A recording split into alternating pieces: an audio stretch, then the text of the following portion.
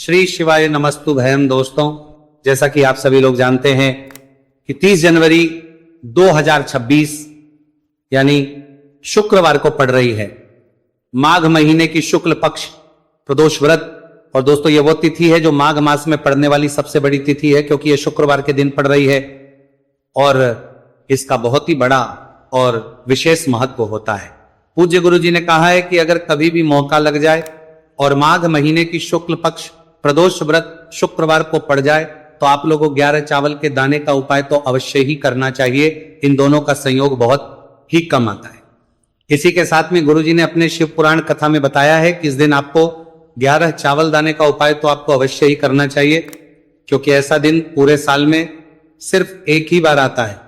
और दोस्तों, आप सभी लोग जानते हो कि शुक्रवार प्रदोष व्रत का अगर सबसे बड़ा कोई उपाय है तो वह 11 चावल के दाने वाला उपाय है।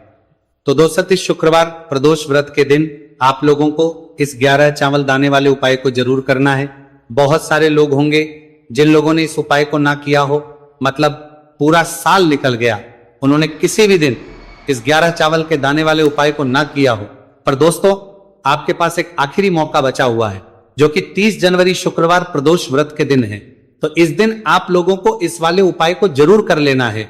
भले ही आप पूरे महीने भर इस उपाय को ना किया हो, पर अगर आपने इस माघ महीने की प्रदोष व्रत के दिन अगर इस वाले उपाय को कर लिया तो आपको इस उपाय को करने का वह फल मिलेगा जिसकी आपने कभी कल्पना भी नहीं करी होगी। इसीलिए आप लोग इस वाले उपाय को एक बार जरूर महीने करना पर बंद ना कर लेना है, ताकि आप लोगों के हाथ से यह मौका ना जा सके और आपको इस उपाय को करने का फल मिल सके। दोस्तों, यह उपाय पंडित जी ने अपनी अभी की ही श्री शिव महापुराण की कथा में बताया है जी। इस उपाय को आज हम आपको बहुत अच्छे से समझाने वाले हैं। इस वीडियो को देखने बाद इस उपाय को समझने के लिए आपको कोई और वीडियो को देखने की जरूरत नहीं पड़ेगी। तो चलिए दोस्तों, उपाय को शुरू करते हैं। देखिए, ये इस माघ महीने के शुक्रवार प्रदोष व्रत के दिन ये इतना खास होता है, इतना महत्वपूर्ण होता है, देखा गया है।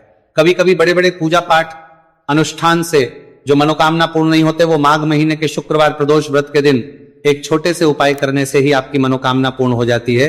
और बहुत सारे लोग इस उपाय को किया भी है और उनको इस उपाय को करने का फल भी जरूर मिला है। अगर आप लोग भी इस उपाय को करना चाहते हैं तो आप इस उपाय को पहले अच्छे से समझ लेना, सुन लेना, उसके बाद करना, आपको इस उपाय का फल जरूर मिलेगा। और इस उपाय को कर लेने से आपके घर में चाहे किसी भी प्रकार की दुहक और समस्या क्यों ना चल रही हो, आपको उसका कारण भी नहीं पता है कि भाई ये समस्या किसका कारण से चल रही है, उसका भी कुछ कारण हो सकता है, जैसे पितृदोष हो सकता है या किसी भी तरह का मंगल दोष भी हो सकता है। तो इस दिन आप लोगों को ये वाला उपाय करना होगा, लेना है। ये एक ऐसा उपाय है जिस उपाय को अगर किसी विशेष दिन पर किया जाए तो भाई उस विशेष दिन का जो है वह तो हमें मिलता ही मिलता है, पर हमने उस दिन पर इस उपाय को किया है तो हमें उससे भी बड़ा फल मिलता है, और फल बहुत जल्दी मिलता है, क्योंकि आप इस उपाय को बहुत ही बड़े और विशेष पर कर रहे हो। तो चलिए अब उपाय के बारे में बात करते हैं, लेकिन उससे पहले आप लोगों को यह जानना आवश्यक है कि आखिर ये उपाय किस समय करना है, किसको करना है और कैसे करना है। तो चलिए हम आगे आपको वीडियो में एक एक करके बताओगे देते हैं। लेकिन उससे पहले अगर आप लोग हमारे चैनल पर पहली बार आए हैं या फिर मेरी आवाज आज पहली बार सुन रहे हैं तो हमारे चैनल को सब्सक्राइब जरूर कर लेना, और इस वीडियो को करके कमेंट बॉक्स में श्री शिवाय नमस्तुभयम ओम नमः शिवाय जरूर टाइप कर देना। तो दोस्तों, इस 11 चावल के दाने वाले उपाय को हमें इस शुक्रवार प्रदोष व्रत के दिन कैसे करना है, किसको करना है, किस समय करना है और कहां पर करना है, ये सारे सवालों के जवाब आपको इस वीडियो में मिल जाएंगे। और जो ये वीडियो देखेगा भाई, उसको 11 चावल के दाने वाला उपाय जरूर करना चाहिए, क्योंकि इस दिन एक चावल के दाने का बहुत ही बड़ा और विशेष महत्व होता है। और जब बात आ जाए 11 चावल के दाने की, तो ये सोने पर सुहागा वाली बात हो जाती है, और ये एक बहुत ही बड़ा उपाय हो जाता है इस शुक्रवार प्रदोष व्रत का।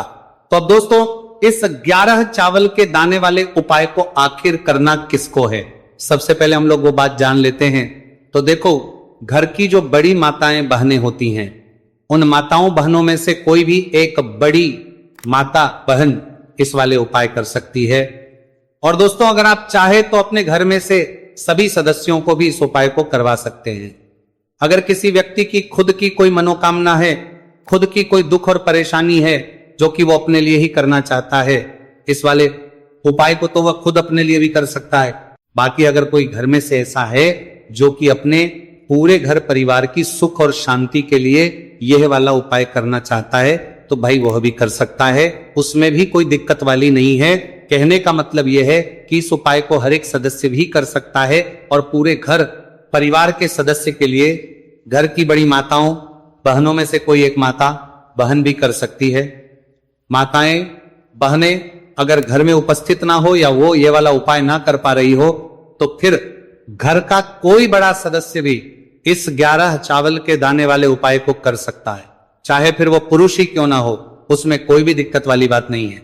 अब दोस्तों इस 3 बल के दाने वाले उपाय को हमें करना कहां पर है? हमें इसे शिवजी के मंदिर में जाकर करना है। बहुत सारे लोग प्रश्न करते हैं हर एक उपाय को करते समय क्या हम इस उपाय को घर पर कर सकते हैं?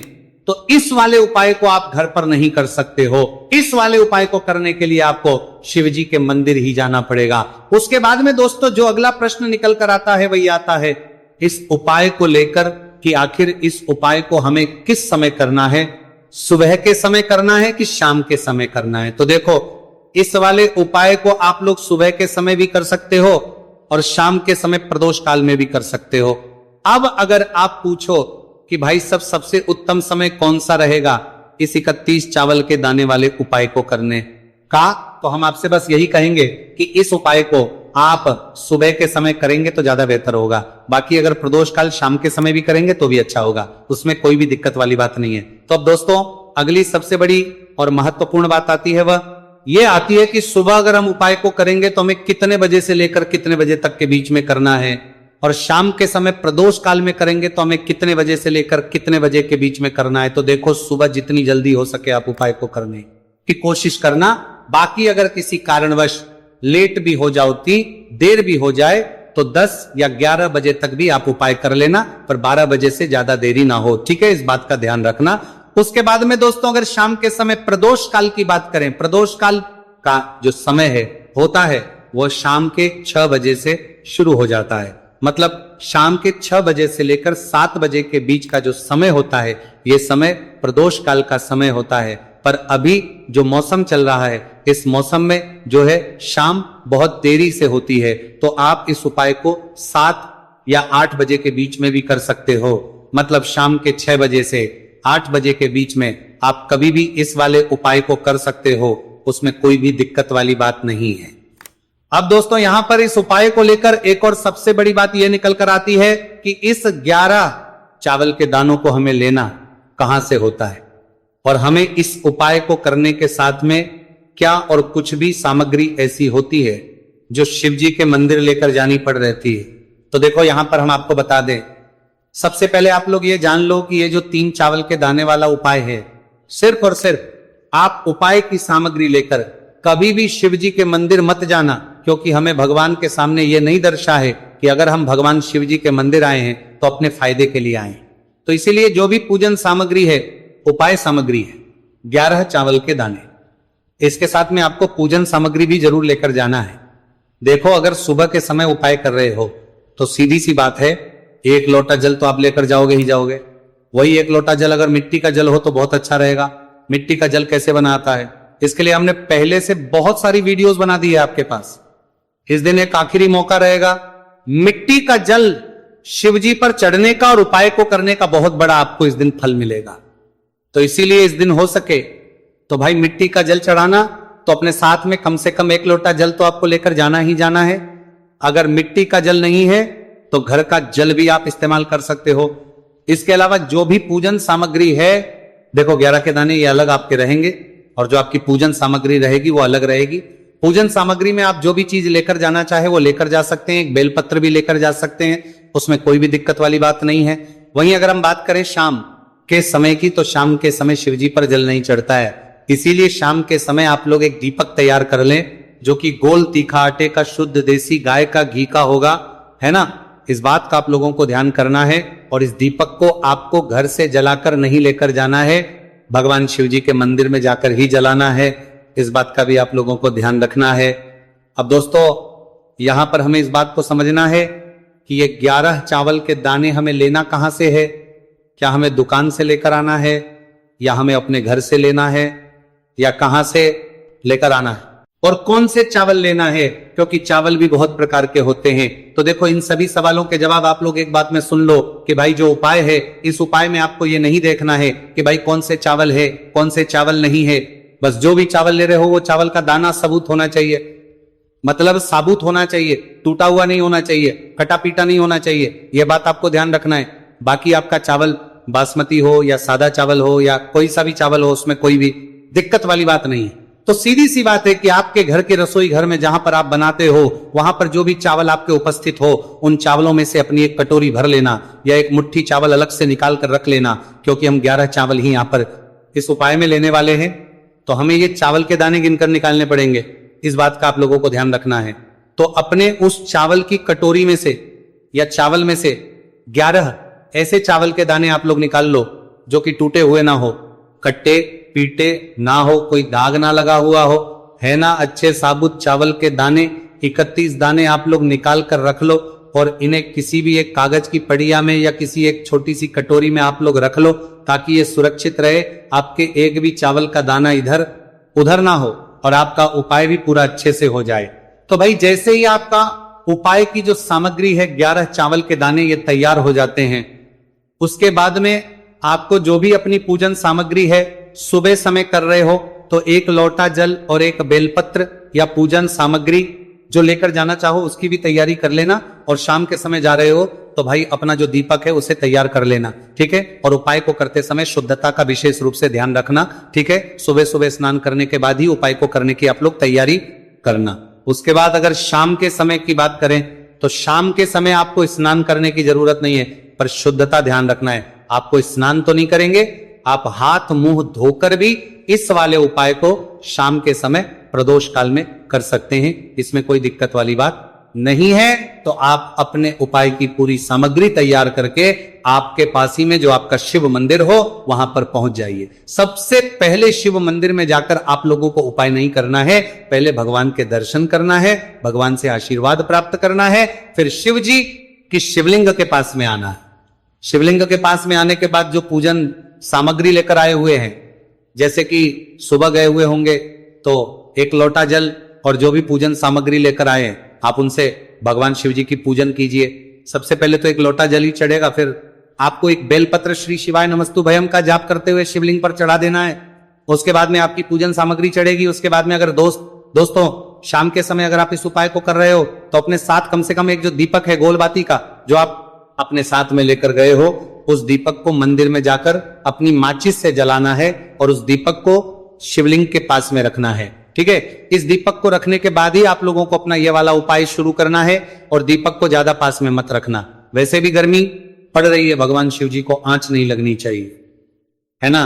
तो भाई जैसे ही आपकी पूजा अर्चना हो जाती है, आप भगवान शिव जी को प्रसन्न कर लेते हैं, उसके बाद शिवलिंग के पास ही में आप कहीं पर बैठ जाइए सामने या आसपास जिस जगह पर आपको बैठना हो वहां पर बैठ जाइए और अपने वो 11 चावल के दाने अपने सामने निकाल कर रख लीजिए, क्योंकि अब यहां पर उपाय को यहां पर करने की आपको तैयारी करना है। और इस तरीके से जब आप उपाय करेंगे, पूजन सामग्री करने के बाद, पूजन अर्चना करने के बाद, तो आपको उपाय का फल बहुत जल्दी और बहुत होकर मिलेगा। तो अपने चावल के अपने सामने निकाल कर रख लेना। और ये जो उपाय है ये आपकी सीधे हाथ की हथेली से होगा, इसलिए इस बात का भी विशेष रूप से ध्यान रखना है। तो सीधे हाथ की हथेली का प्रयोग करके ही आप लोग अपना इस वाले उपाय को करना। अपने सामने जो भी आपके कागज की पुड़िया है उसको खोलकर रख लो, या कटोरी है तो भाई उसे अपने सामने रख लो और अपने वो 11 चावल के दाने निकाल लो, ठीक है। उसके बाद में दोस्तों अब आपको क्या करना है कि शिवलिंग आपके सामने होगी तो आपने वो 11 चावल के दाने एक एक करके जहां पर आपने बेलपत्र चढ़ाए हैं आपको शिवजी के शिवलिंग के ऊपर चढ़ाना है। कहां पर चढ़ाना है? शिवलिंग के ऊपर चढ़ाना है। और कहीं पर भी नहीं चढ़ाना है, आपको अपने हथेली से तो शिवलिंग के ऊपर चढ़ाना है, भले ही फिर वो अपने आप जलाधारी पर गिर जाए, ये मतलब वहीं पर गिर जाए, उसमें कोई दिक्कत वाली बात नहीं है। पर आप चढ़ाओ शिवलिंग के ऊपर तो आपको क्या करना है, अपना पहला चावल का दाना उठाना है, श्री शिवाय नमस्तु भयम बोलना है और शिवलिंग पर चढ़ देना है। इसी तरीके दूसरा चावल का दाना उठा है, शिवलिंग पर चढ़ना है और मंत्र बोल देना है। और फिर तीसरा चावल का दाना उठाना है, श्री शिवाय नमस्तु भयम बोलना है और चढ़ देना है। इसी प्रकार से आपको पूरे 11 चावल के दाने एक एक करके शिव जी के शिवलिंग के ऊपर चढ़ाना है और भगवान से प्रार्थना करते जाना है। मतलब प्रार्थना तो आपको आखिरी में करना है, पर हर एक चावल के दाने को चढ़ाते समय श्री शिवाय नमस्तुभयम जरूर बोलना है। उसके ही में यह चावल का दाना शिवलिंग के ऊपर आपको चढ़ाना है। जैसे ही आपके 11 चावल के दाने शिवलिंग के ऊपर चढ़ते हैं है तो भाई उसके बाद में आपको क्या करना है, भगवान से अपनी मनोकामना बोलना है। मनोकामना भी कब बोलना है, जब आपका 11 चावल का दाना आपके सीधे हाथ की हथेली में हो और आप उसे चढ़ाने के लिए जा रहे हो। श्री शिवाय नमस्तुभयम बोलकर उस आखिरी चावल के दाने को शिवलिंग के ऊपर चढ़ा देना। भगवान से फिर अपनी वो मनोकामना बोल देना जिस मनोकामना के लिए आप लोग अपना ये वाला उपाय कर रहे हो, जिस भी दुहक और परेशानी के लिए आप लोग अपना ये वाला उपाय कर रहे हो। उसके बाद में जैसे ही आप अपनी मनोकामना बोल देते हो आपका ये वाला उपाय पूरा हो जाता है।